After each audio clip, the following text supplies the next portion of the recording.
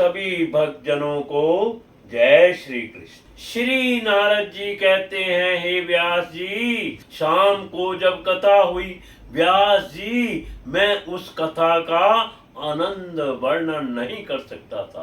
कथा तो रोज सुनता था, लेकिन पहले जन्म जन्म के पाप थे, मेरे भीतर कथा अपना प्रभाव नहीं छोड़ती थी। और आज गुरुदेव की प्रसादी ने मेरे अंतःकरण को इतना शुद्ध कर दिया कि आज कथा का एक एक शब्द अमृत बन करके मेरी नस नस में घुल रहा था।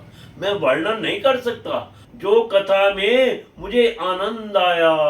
ये आनंद दिन ब दिन बढ़ने लगा, लेकिन एक दिन रात को जो कथा रात 8 साढ़े 8 बजे कथा समाप्त हो जाती थी, लेकिन उस दिन कोई नहीं उठा। और आज उनकी कथा की धारा के प्रवाह में कुछ अद्भुत प्रेम था। रात्रि का समय हो गया और फिर रात्रि को गुरुदेव बोले, आज हमारे 4 महीने पूर्ण हो गए, आप सबने हमारी सेवा करी, कल प्रातः काल का सत्र होगा, फिर हम प्रस्थान करेंगे। गांव के लोगों की आंखों में आंसू आ गए। सबको अच्छा नहीं लगा कि कल गुरुदेव चले जाएंगे। सबने प्रणाम किया, ठीक है गुरुदेव, सुबह दर्शन करते हैं। सब चले गए, गुरुदेव अपने कक्ष में चले गए।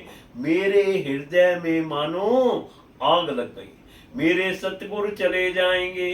अभी तो यह प्रेम की बेल थोड़ी सी फूटी है, थोड़ा और जल दे जाते गुरुदेव, थोड़ी और हरियाली इस बेल में आ जाती। ये आनंद की धारा अभी तो प्रारंभ हुई है और मेरा सत्संग विश्राम ले रहा है, समाप्त हो गया। मैं अपने आंसुओं को रोक नहीं पाया, रोता बिलखता गुरुदेव की चौखट के साथ सिर रखकर मैं रोने लगा।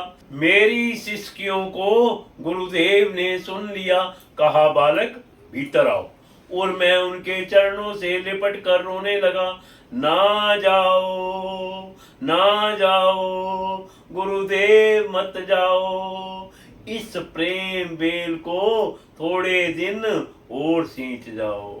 ये प्रेम का, ये अनुराग का बगीचा थोड़ा और हरा कर जाओ, ये वीरान हो जाएगा। अभी तो एक आध पत्ती आई है, इसमें अभी बसंत आना बाकी है।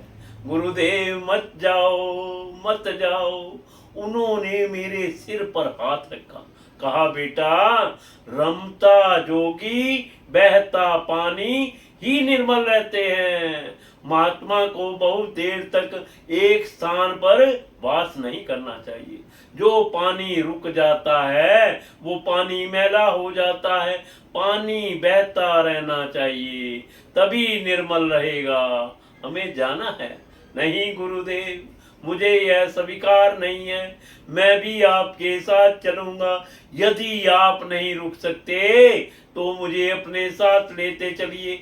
नहीं बेटा, गांव के लोग क्या कहेंगे कि गांव के बेटे को पटा कर ले गया बाबा, और तुम्हारी माँ बेचारी अकेली है, तेरे पिता भी नहीं है, और बुढ़ापे में उनकी सेवा कौन करेगा, उनकी देखभाल कौन करेगा। तुम मेरे साथ चले जाओगे तो और वो माँ तुम्हारी दुखी होकर, बेचारी परेशान होकर बद्दुआएं देगी, तुम्हें भी और मुझे भी। इसलिए तुम्हें तो यहीं रहना है।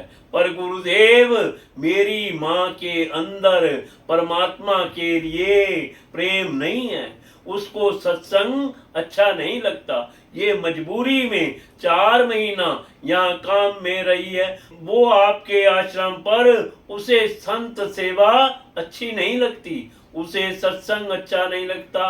आप चले जाएंगे तो मेरी माँ मुझे कभी भी सत्संग में नहीं जाने देगी।